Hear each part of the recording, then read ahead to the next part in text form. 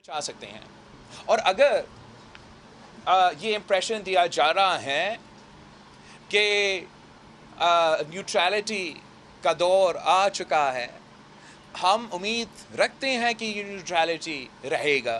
हम समझते हैं कि ये अदम एतमाद उस न्यूट्रलिटी के सबसे बड़ा इम्तिहान होगा, और जब तक इदारे अपने ही दायरे में काम करते रहेंगे उतना हम उनका तनकीद नहीं करेंगे। लेकिन जब भी किसी भी इदारा अपना दायरा के बाहर जाके कुछ काम करते हैं जिससे हम समझते हैं कि उनका अपना इदारा का मुतनाज़ा होने का ख़तरा है, और जब हम समझते हैं कि ये इदारे किसी एक शख्स के इदारे नहीं हैं, तो हम ज़रूर मुहिब वतन पाकिस्तानी होते हुए उन कमज़ोरियाँ का निशानदेही करेंगे। यार आप कराची से आए हो तो आखिरी सवाल कर ले। मेरा ये सवाल है कि भाई कराची वाले को आने, भाई कौन सा चैनल सुप्रीम कोर्ट में भी किया, उनका जो है स्पोकमैन, क्या नाम है आप लोग सब जानते हैं, चलो बात कर लिया। सवाल करें हुकूमत का स्पोक्स। अमल बिन मारूफ मेरे घर पे एक कर्नल साहब घुस गए और उन्होंने वायरलेस सेट लगाए, कैमरे लगाए, गैस काट दी, पाइप काट दिया। आप ये बताएं, ये जो जलसा कर रहे हैं अमल बिन मारूफ का और इनके जो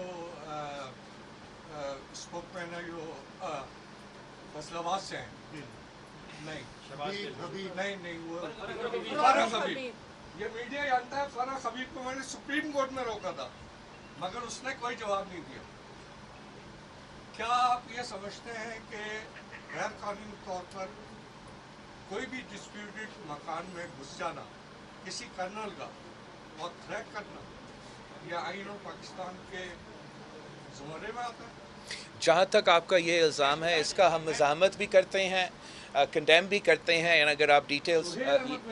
अगर आप डिटेल्स हमें हमारे साथ शेयर करते हैं, ये वाक़या कराची में हुआ है तो फिर मैं सूबाई हुकूमत के साथ शेयर करके इस पे हम इन्वेस्टिगेट भी कर सकते हैं। जहाँ तक आपका उनका स्पोक्स पर्सन का जिक्र है, मैं नहीं जानता हूँ इस शख्स को, लेकिन इस हुकूमत में जितने भी स्पोक्स पर्सन हैं वो वज़ीर-ए-आज़म की ज़बान बोलते हैं, और जब वज़ीर-ए-आज़म की ज़बान पे गाली होगा तो उनके वज़रा की ज़बान पे भी गाली होगा। हम ये नहीं बर्दाश्त करते हैं, और हम समझते हैं कि जो तरीका मीडिया के साथ, आज़ाद मीडिया के साथ अपनाया गया है, इंशाअल्लाह ताला इसी सिलसिला के थ्रू हम इसको एड्रेस कर सकते हैं।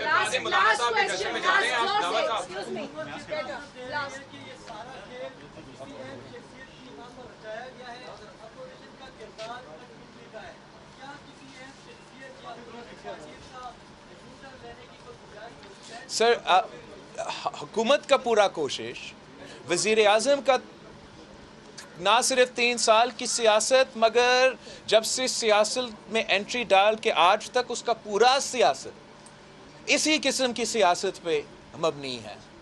हमारा सियासत इन चीज़ों से नहीं चलते, और मैं आपके सामने, आप मेरे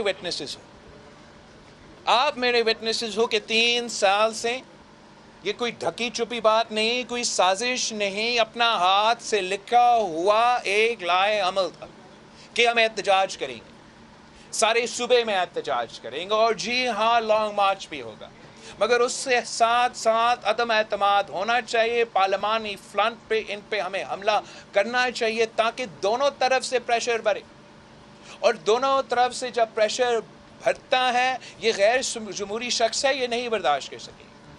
और इंशाअल्लाह ताला हम किसी एक जिस चीज़ें की तरफ आप निशाने कर रहे हैं, हम उसकी तरफ नहीं देख रहे हैं, इस चीज़ों की तरफ नहीं देख रहे हैं।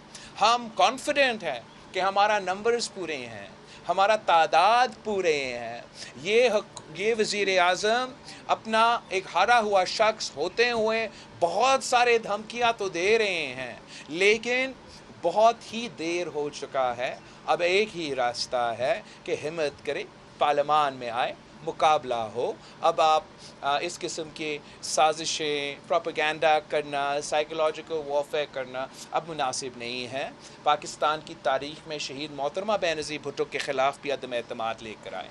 उस वक्त शहीद मोहतरमा बेनज़ीर भुट्टो के ख़िलाफ़ اپوزیشن آج مانتے ہیں, جو وہ عدم اعتماد لے کر آئے ہیں وہ بھی مانتے ہیں کہ وہ اکیلے نہیں تھے, ان کا ہر قسم کا ساتھ تھا, ہر قسم کا سپورٹ تھا.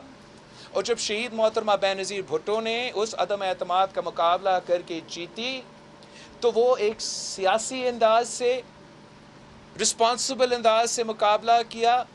سارے شکایت کے باوجود شہید محترمہ بینظیر بھٹو نے اپنی تقریر میں, آج بھی ریکارڈ میں ہے, کوئی ایروگنس نہیں دکھائی, کوئی عمران خان کی طرح ایک لفظ بھی بری لفظ نہیں نکلی.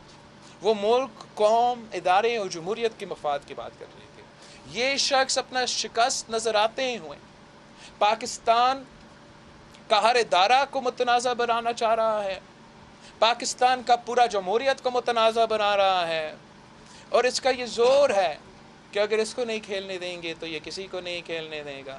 میں اور آپ انشاءاللہ تعالیٰ اس کو اس سازش میں کامیاب نہیں ہونے دیں گے.